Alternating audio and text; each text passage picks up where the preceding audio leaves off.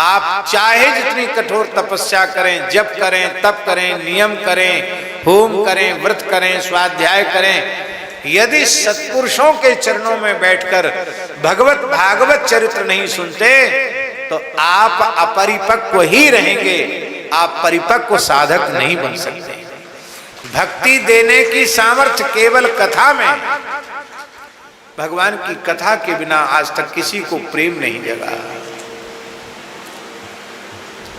कथा कथा नहीं है, कथा साक्षात श्री कृष्ण है। कथा की प्राप्ति श्री कृष्ण की प्राप्ति है।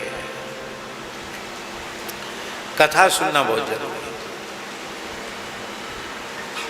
ध्यान दें, स्वाध्याय से ज्यादा कथा सुनना जरूरी है।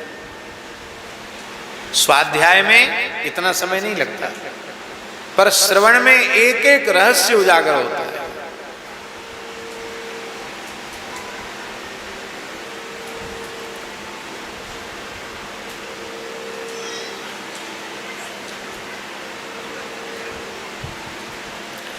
कथा श्रवण में एक एक रहस्य उजागर होता है। एक कथा की महिमा की एक बात सुना देते हैं आपको, फिर आगे सुनाएंगे। अब देर होए तो होए, कोई बात नहीं। पहले हनुमान जी कथा नहीं सुनते थे। आज शनिवार भी है, थोड़ी हनुमान जी की चर्चा हो जाए। पहले हनुमान जी कथा नहीं सुनते थे, केवल राम जी की सेवा करते थे। कथा सुनने का फुर्सत नहीं थी उनको, दिन रात सेवा में लगे रहते, फुर्सत कहाँ। राम जी ने सोचा कि ये कचाई है हनुमान जी की, कथा नहीं सुनते हैं। हाँ, जरूरत पड़ने पर कह तो देते हैं, रामचंद्र गुण वर्णय लागा, सुनते ही सीता। बढ़िया कथा वाँचते हैं, सुनते नहीं। ये नहीं सुनेंगे तो जीवों को कथा श्रवण की प्रेरणा कैसे मिलेगी। तो राम जी एक दिन बोले, अयोध्या जी की बात है माता जी। राम जी राज सिंहासन पर बैठे हैं, हनुमान जी धीरे धीरे चरण दबा रहे हैं।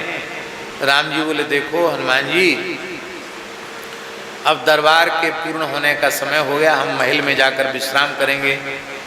तब तक बीच में कोई काम तो है नहीं,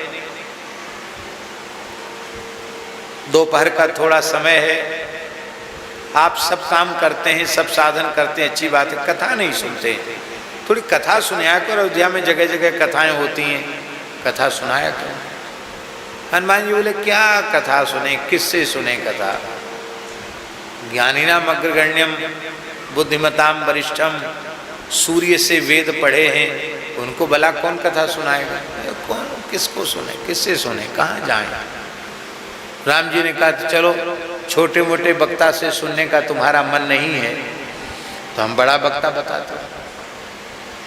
आप तो मनोजवम मारुत तुल्य वेगम है, चले जाइए नीलगिरी पर्वत पर,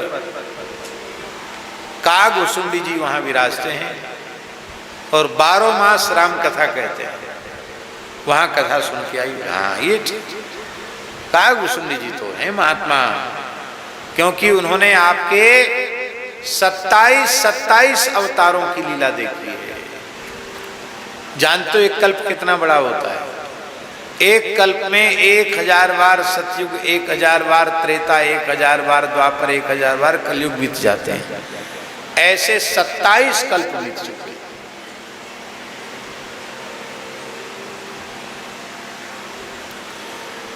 चौदह मनवंतर का एक कल्प होता है, 27 कल्प बीत गए। हनुमान जी गए, आओ आओ हनुमान जी, बैठो बैठो। महाराज, औपचारिकता की आवश्यकता नहीं, आप तो कथा सुनाएं। उस समय कागभूषण जी कथा में हनुमान जी के द्वारा लंका दहन की ही कथा सुना रहे थे। हनुमान जी जानकी जी की सुध लेने गए तो कागभूषण जी ने कथा सुनाई कि जैसे ही जामवंत जी ने कहा, राम काज लग तब अवतारा, सुनते ही भयो पर्वताकारा। हनुमान जी विशाल। हनुमान जी ने एक चरण तो रखा समुद्र के इस पार, दूसरा चरण उस पार लगा। उड़े उड़े कुछ नहीं, एक डग में समुद्र पार कर गए। हो संगनी वंगनी सब खत्म कर दी उन्होंने।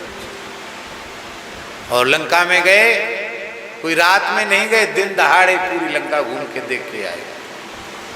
राक्षसों ने उपद्रव किया, ये रावण जानकी जी को कष्ट दे रहा, ये देखकर हनुमान जी को बड़ा क्रोध आया और हनुमान जी ने लंका में खड़े होकर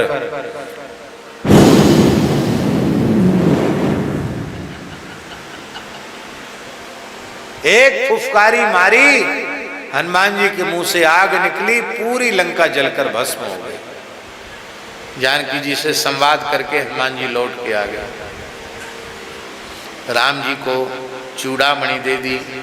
राम जी ने हनुमान जी को हृदय से लगा लिया